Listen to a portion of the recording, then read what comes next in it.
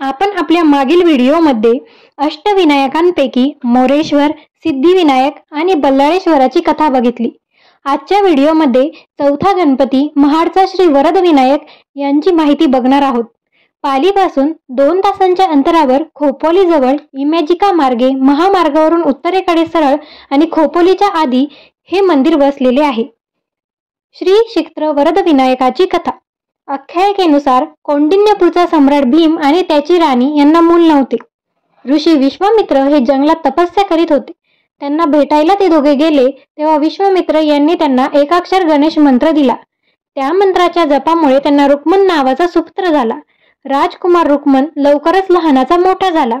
राजकुमार एकदा शिकारीला जंगलात गेला असता ऋषी वाचकनवी यांच्या आश्रमात राहिला।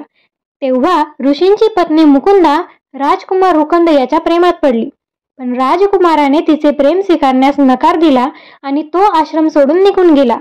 मुकुंदा राजकुमारासाठी जुळत असलेली पाहून इंद्राने रुक्मत याचा वेश धारण केला आणि तो मुकुंदाकडे गेला।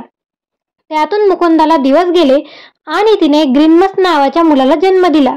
ग्रीनमस याला जेव्हा आपल्या जन्माविषयी समजले तेव्हा तो आपल्या आईला शाप देतो आणि पुष्पक अरण्यात जाऊन तपस्या करू लागतो। त्याच्या तपाने गणपती प्रसन्न होतात आणि त्याला सांगतात की त्याला एक अतिशय धाडसी मुलगा होईल ज्याला केवळ भगवान शंकर हरवू शकतील। ग्रीनमस याने गणपतीला तेथेच कायमचा निवास करण्यास सांगितले आणि ब्रह्मज्ञान देण्याची विनंती केली। आज त्या जंगलाला भद्रका असे म्हणतात। ग्रीनमस याने त्या जागी गणपतीचे मंदिर बांधले आणि तिथे स्थापना केलेल्या गणपतीला वरदविनायक म्हणतात। असे मानले जाते की माघी चतुर्थीला जर इथे प्रसाद म्हणून मिळालेला नारळ खाल्ल्याने पुत्रप्राप्ती होते। त्यामुळे माघी उत्सवात या अष्टविनायकाच्या देवळात भक्त अतिशय गर्दी करतात। श्री वरदविनायक पूजा आणि उत्सव। हा गणपती नवसाला पावणारा आहे असे मानतात।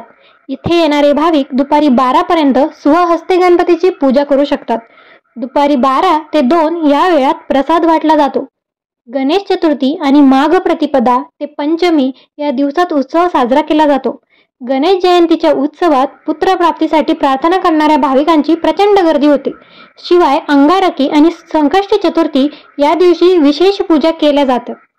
पुणे आणि सर्व अष्टविनायक मंदिरे या दरम्यान राज्य परिवहन मंडळाच्या विशेष बस जातात। खासगी टूर कंपन्या सुद्धा या टूर्स आयोजित करतात। भक्तांना राहण्यासाठी सर्व मंदिरांच्या ठिकाणी धर्मशाळा, हॉटेल आणि महाराष्ट्र पर्यटन विकास महामंडळाचे रिसॉर्ट उपलब्ध आहेत। पुढील व्हिडिओमध्ये आपण 5व्या गणपतीची कथा बघणार आहोत। व्हिडिओ आवडला असेल तर व्हिडिओला लाईक करा, चॅनलला सबस्क्राईब करा आणि नोटिफिकेशन्स चालू करा।